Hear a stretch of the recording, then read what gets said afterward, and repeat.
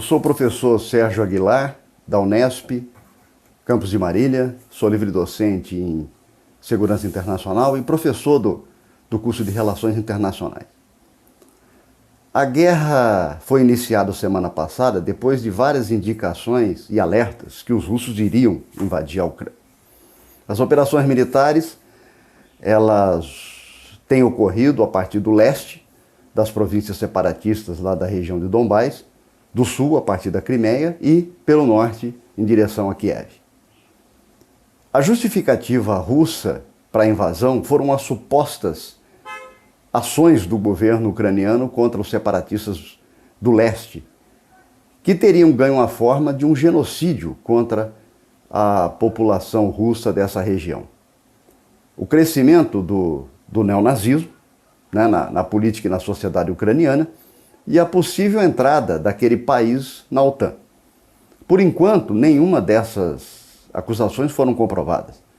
Diga-se de passagem que as intervenções, agressões, invasões, elas sempre são justificadas, né? Se a justificativa é real ou não, não importa, há sempre o discurso justificando. Eu acho que o grande motivo da invasão e contra o qual a Rússia vem se preparando para fazer frente há alguns anos, foi o movimento da OTAN para o leste. A Aliança Transatlântica foi incorporando países da antiga Cortina de Ferro e indicou a intenção de fazer o mesmo com as antigas repúblicas soviéticas.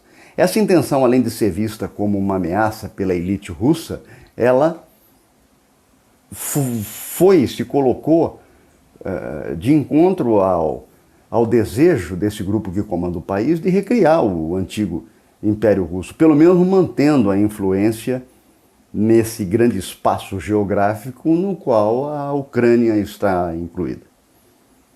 Sem dúvida, a desigualdade bélica nesse confronto é muito grande e extremamente favorável à Rússia. No entanto, se nós lembrarmos que com todo o poderio militar dos americanos e dos europeus no Afeganistão, eles não conseguiram fazer frente ao Talibã, e o Talibã retomou o poder naquele país. Se nós pensarmos que com todo o poderio militar norte-americano, eles não foram capazes, nesses quase 20 anos, de controlar todo o Iraque, essa vantagem em termos de poder militar russo não indica que eles serão capazes de controlar a Ucrânia. Por se tratar de uma potência nuclear e de um governo que dá sinais de que fará o que precisar para não perder a guerra, os membros da OTAN têm sido extremamente cautelosos nas decisões sobre a crise. Por exemplo,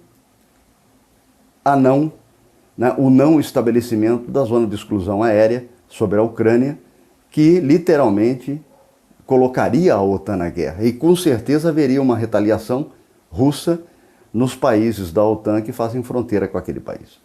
Pelo que temos percebido no noticiário, a China, por enquanto, parece ser a grande beneficiária da guerra. Com tudo que está sendo negado aos russos por conta das sanções, a China se tornou um escape. Por exemplo, a implantação do sistema de cartões de crédito chinês, quando as companhias ocidentais paralisaram seus serviços na Rússia, dentre outras coisas. Eu acho que uma paz em curto prazo só se a Ucrânia aceitar a perda das províncias do leste e oficializar a Crimeia como parte da Rússia. Caso contrário, a guerra se prolongará, a destruição das cidades aumentará, a perda de vida de civis também. É interessante lembrar que na luta contra os separatistas chechenos, as forças russas literalmente reduziram a capital da Chechênia a ruínas.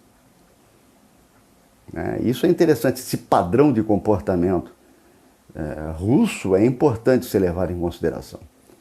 Mas algumas demandas também que os russos apresentaram são difíceis de serem atendidas, algumas até nem dependem da Ucrânia, como é o caso da retirada ou da não colocação de determinados armamentos nos países que fazem membros, que são membros da OTAN e que fazem fronteira com a Rússia.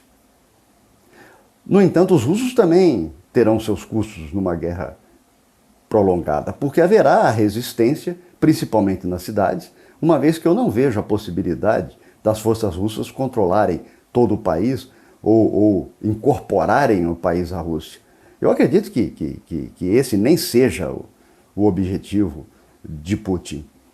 O objetivo talvez seria realmente dividir a Ucrânia em dois, com o leste sendo incorporado à Rússia ou se tornando independente, e o restante da Ucrânia permanecendo como Ucrânia. Mas a decisão russa tem, com certeza, ligação com o que vem ocorrendo desde o fim da Guerra Fria.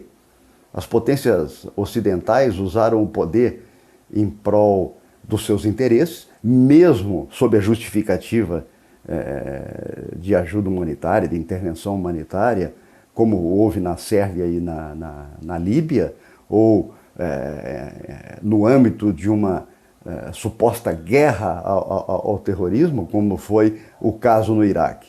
No primeiro caso, na Sérvia, a OTAN usou todo o seu poder numa ação ilegal, não autorizada pela ONU, para proteger a minoria albanesa do Kosovo. Na intervenção na Líbia, apesar de autorizada pelo Conselho de Segurança da ONU, os membros da OTAN usaram a tal proteção de civis para, na realidade, trocar o regime. É bom lembrar que, a partir daí, a Rússia e a China não permitiram mais, por meio do veto, que ações desse tipo no Conselho de Segurança fossem aprovadas, como foi o caso das diversas tentativas de intervenção na Guerra Civil da Síria. É bom lembrar que a invasão do Iraque pelos norte-americanos e seus aliados também foi feita de uma maneira ilegal, à luz do direito internacional, e baseada em mentiras, como ficou comprovado anos depois. Não havia nem ligação de Saddam Hussein com a Al-Qaeda e nem armas de destruição em massa no país. Ora, então, essa ordem internacional construída no final da Segunda Guerra Mundial, ela foi sendo subvertida pelas potências ocidentais. Eu acho que a guerra na Ucrânia é um checkmate nessa ordem. A ordem não será mais a mesma, com certeza. O que virá depois disso, se essa nova ordem será melhor ou pior, só o tempo vai dizer. E vai depender dos movimentos dos jogadores nesse xadrez mundial que está ficando cada vez mais complexo.